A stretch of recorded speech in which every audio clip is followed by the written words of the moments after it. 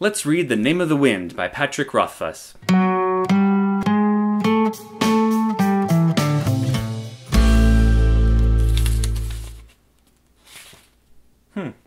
Turns out it's Dave. The name of the wind is Dave. Sorry about that spoiler, I just thought I'd get it out of the way early. The Name of the Wind is the life of Kvothe as told by Kvothe. Kvothe relates his tale to a man known as the Chronicler and promises that it will take 3 days to tell the entire story as it's meant to be told.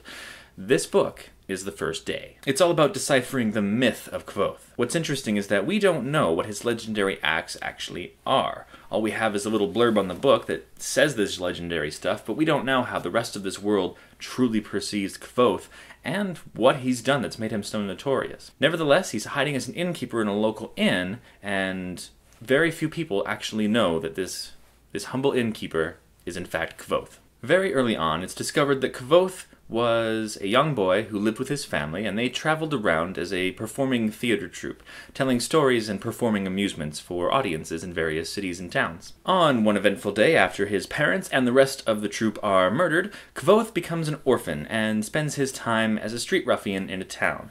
Later on, he then decides to go to school and learn the ways of magic that his tutors have promised him that he can learn. He's a character with lessons to learn and hardships to go through, and he's more likely to make bad choices and give away good money or waste good money rather than make right choices and save and hoard and be responsible with his earnings.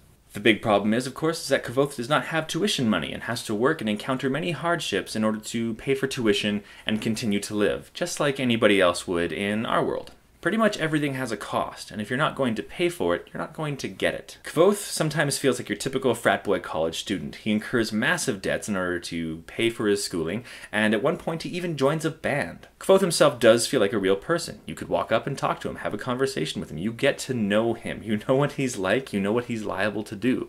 So even at the end, when you're rooting for him to do certain things, you also know how you would pretty much expect him to act. Aside from character, the writing in this book is incredibly well polished. It is so well written that any wordy word sentence things I can put out don't do it justice. There are many beautiful phrases that read almost like poetry, and Patrick Rothfuss has certainly excelled as a very lyrical and well-worded writer. Many people have praised the world building of The Name of the Wind, and I'm not quite sure I see it with everybody else. I find that the world building is really good when it comes to the cities, but I don't get a grander sense of the politics going on in this world or the even just the geography of this place. It never feels like a big open world. It feels like we have a few specific cities and they're really great, but when it comes down to it, this is a character study of a man who makes mistakes, who has a lot to learn. The first part of the book has a pretty even pace, but getting into the last 100 to 200 pages, the pace just really kicks up, and it throws in a lot of stuff that was missing from the first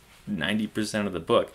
Some of it involving magic, and I'm not going to spoil anything for you that way. But just to be clear, this isn't your normal fantasy. It's not wonder fantasy. But that's one of the best parts about The Name of the Wind. It makes a very determined effort to give credence and credibility to fantasy. Long story short, I'm still trying to figure out how I feel about this book. As interesting a character as Kvothe is, it's hard to see what the end game is here. There's a man who killed his parents who seems like he would be a very prominent figure, yet he doesn't feature that much or at all in this book. In fact, he's only in one chapter. Even going into the second book, The Wise Man's Fear, we won't know what this end game is until we get to the very end. Where this is going, I just don't know. Regardless, the work stands on its own and is very comparable to The Lies of Locke the Moor by Scott Lynch. If anything, it's the same story, but with a little less swash in its buckle. But that doesn't mean it's not as good. Anyways, you guys have a wonderful reading week, and we will talk to you later. Bye-bye.